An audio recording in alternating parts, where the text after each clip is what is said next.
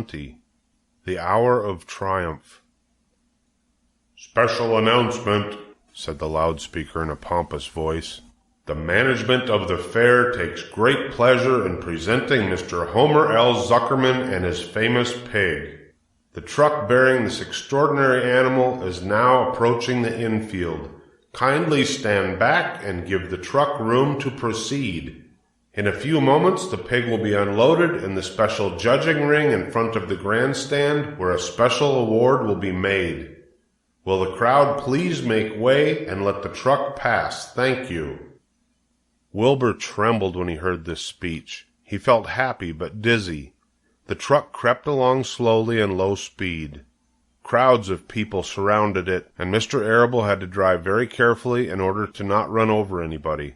At last he managed to reach the judge's stand. Avery jumped out and lowered the tailgate.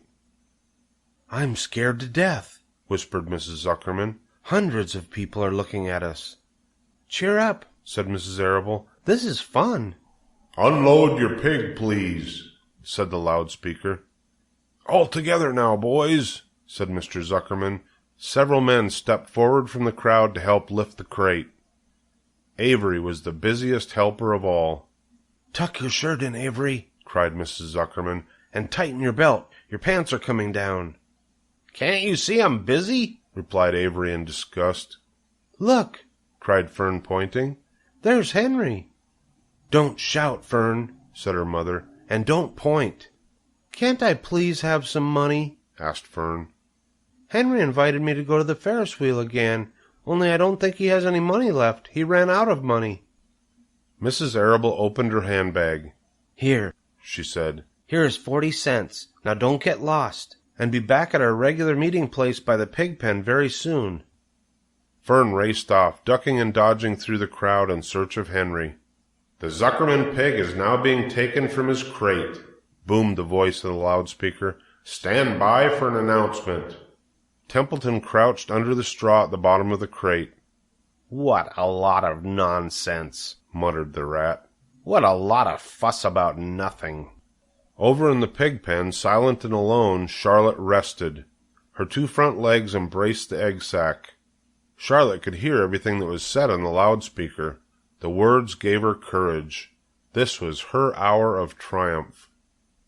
As Wilbur came out of the crate, the crowd clapped and cheered. Mr. Zuckerman took off his cap and bowed. Lurvy pulled his big handkerchief from his pocket and wiped the sweat from the back of his neck.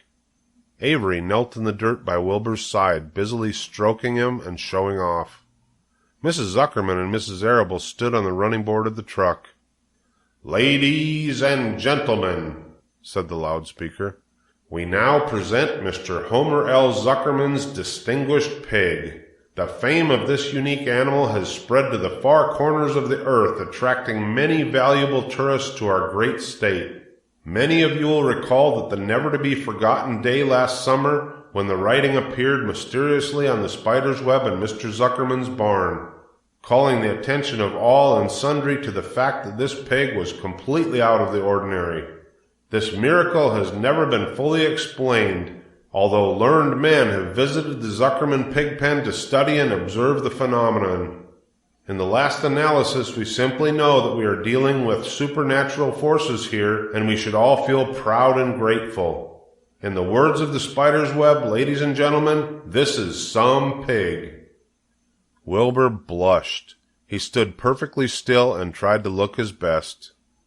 "This magnificent animal," continued the loudspeaker, "is truly terrific. Look at him, ladies and gentlemen. Note the smoothness and the whiteness of the coat. Observe the spotless skin, the healthy pink glow of ears and snout." "It's the buttermilk," whispered Mrs. Arable to Mrs. Zuckerman. "Note the general radiance of this animal. Then remember the day when the word radiant appeared clearly on the web. Whence came this mysterious writing? Not from the spider. We can rest assured of that. Spiders are very clever at weaving their webs, but needless to say, spiders cannot write." "Oh, they can't they?" murmured Charlotte to herself. "Ladies and gentlemen," continued the loudspeaker, "I must not take any more of your valuable time. On behalf of the governors of the fair, I have the honor of awarding a special prize of $25 to Mr. Zuckerman, together with a handsome bronze medal suitably engraved in token of our appreciation in the part played by this pig, this radiant, this terrific, this humble pig, in attracting so many visitors to our great county fair." Wilbur had been feeling dizzier and dizzier through this long complimentary speech. When he heard the crowd begin to cheer and clap again, he suddenly fainted away. His legs collapsed, his mind went blank, and he fell to the ground unconscious. "What's wrong?" asked the loudspeaker. "What's going on, Zuckerman? What's the trouble with your pig?" Avery was kneeling by Wilbur's head, stroking him. Mr. Zuckerman was dancing about, fanning him with his cap. "He's all right," cried Mr. Zuckerman. "He gets these spells. He's modest and can't stand praise." "Well, we can't give a prize to a dead pig," said the loudspeaker. "It's never been done." "He isn't dead," hollered Zuckerman. "He's fainted. He gets embarrassed easily. Run for some water, Lurvy." Lurvy sprang from the judge's ring and disappeared. Templeton poked his head from the straw.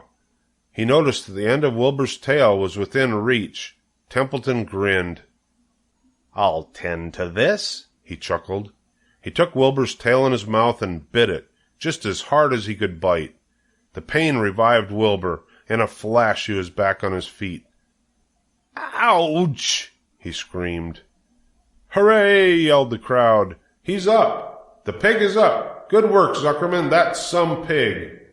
Everyone was delighted.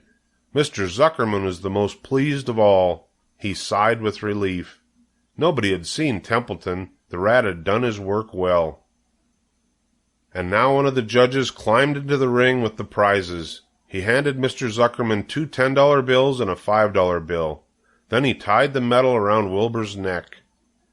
Then he shook hands with Mr. Zuckerman while Wilbur blushed. Avery put out his hand and the judge shook hands with him too. The crowd cheered. A photographer took Wilbur's picture. A great feeling of happiness swept over the Zuckermans and the Arables. This was the greatest moment in Mr. Zuckerman's life. It is deeply satisfying to win a prize in front of a lot of people. As Wilbur was being shoved back into the crate, Lurvy came charging through the crowd carrying a pail of water. His eyes had a wild look. Without hesitating a second, he dashed the water at Wilbur. In his excitement, he missed his aim, and the water splashed all over Mr. Zuckerman and Avery. They got soaking wet. "For goodness sakes!" bellowed Mr. Zuckerman, who was really drenched. "What ails you, Lurvy? Can't you see the pig is all right?" "You asked for water," said Lurvy meekly. "I didn't ask for a shower bath," said Mr. Zuckerman. The crowd roared with laughter. Finally, Mr. Zuckerman had to laugh too. And of course Avery was tickled to find himself so wet, and he immediately started to act like a clown. He pretended he was taking a shower bath. He made faces and danced around and rubbed imaginary soap under his armpits. Then he dried himself with an imaginary towel. "Avery, stop it!" cried his mother. "Stop showing off." But the crowd loved it. Avery heard nothing but the applause. He liked being a clown in a ring, with everybody watching in front of a grandstand. When he discovered there was a little water left in the bottom of the pail, he raised the pail high in the air and dumped the water on himself and made faces. The children in the grandstand screamed with appreciation. At last things calmed down. Wilbur was loaded into the truck. Avery was led from the ring by his mother and placed on the seat of the truck to dry off. The truck, driven by Mr. Arable, crawled slowly back to the pig pen. Avery's wet trousers made a big wet spot on the seat. Chapter 21.